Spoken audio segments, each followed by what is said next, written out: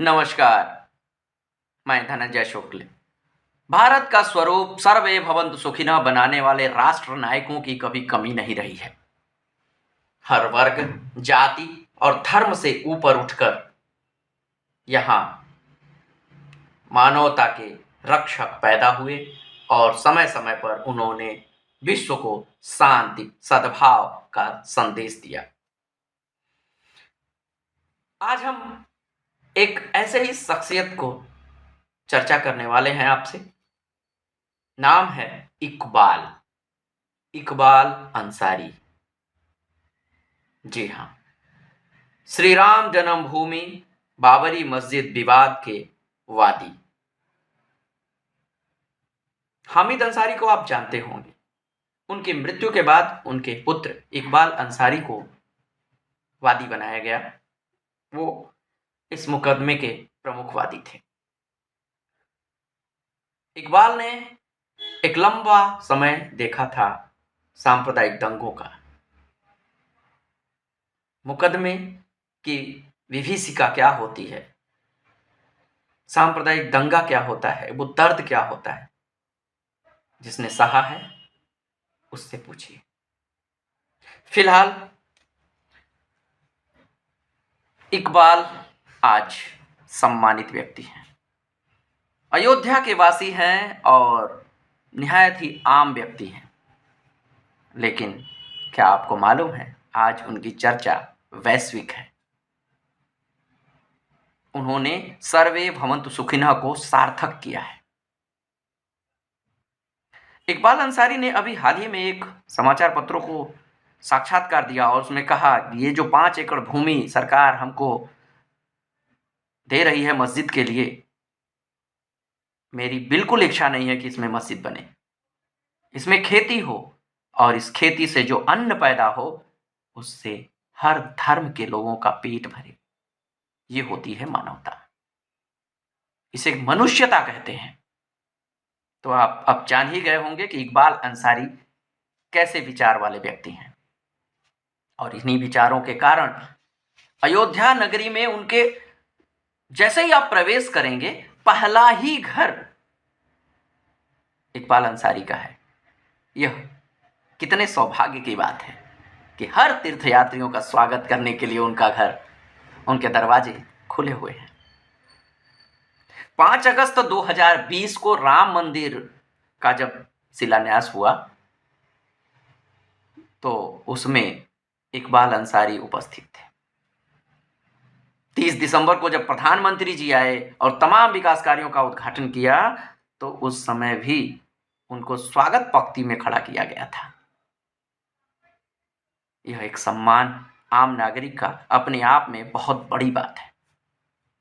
22 जनवरी को जब प्राण प्रतिष्ठा होगी तब भी वो उपस्थित रहेंगे।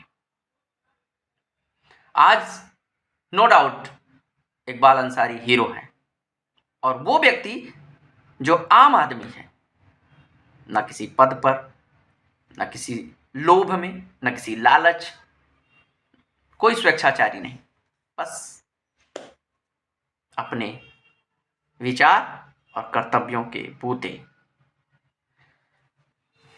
विश्व को मानवता और समता और शांति का पाठ पढ़ाते इकबाल कहते हैं कि भैया, आज के पहले जो सरकारें थी उनको क्या अयोध्या नहीं दिख रही थी? और सही बात कहूं तो मेरी भी समझ में ये बात आती है कि आखिर अयोध्या का विकास क्यों नहीं किया गया? क्या इंतजार किया जा रहा था क्या कि भाजपा का सरकार बनेगा, मंदिर बनेगा तो वही बनाएगी? किसी ने रोका नहीं था किसी को। समाजवादी पार्टी हो, बसपा हो, कांग्रेस हो, वहां विकास कार्य होने चाहिए थे। आज देखना है आपको तो चलिए अयोध्या और देखिए 8 से 10 लेन की सड़कें आपको अयोध्या में दिखेंगी।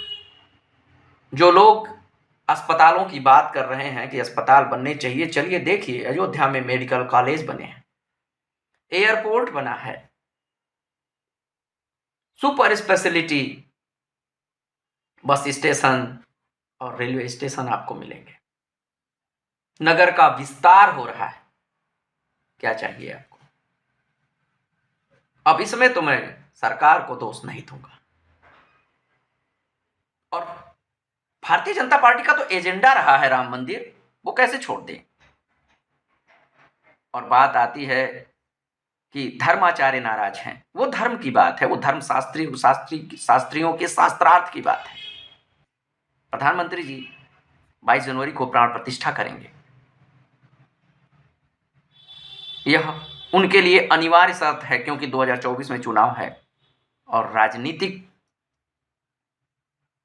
व्यवस्था है ये, वो नहीं छोड़ सकते इसको, चाहे कोई कुछ भी कर ले। मर्यादा पुरुषोत्तम भगवान श्री राम वैश्विक हैं। तमाम इस्लामिक देश में रामलीला होती है। मुगल काल में तमाम लेखकों, साहित्यकारों ने उसका अरबी फारसी अनुवाद किया है, लेकिन दकियानूसी बात लेकर के हम और आप न जाने क्या क्या विचार बना रहे हैं। इकबाल अंसारी के तरह एक सच्चे भारतीय के रूप में राम मंदिर का स्वागत कीजिए और भगवान श्री राम को याद कीजिए। मुझे लगता है, और उससे भी ऊपर है विश्व शांति। सर्वे भवन्तु सुखिनः, सर्वे सन्तु निरामया, सर्वे भद्राणि पश्यन्ति, मा कश्चित् दुःख भाग् भवेत्। इकबाल अंसारी को मेरा जय हिंद, जय श्री राम।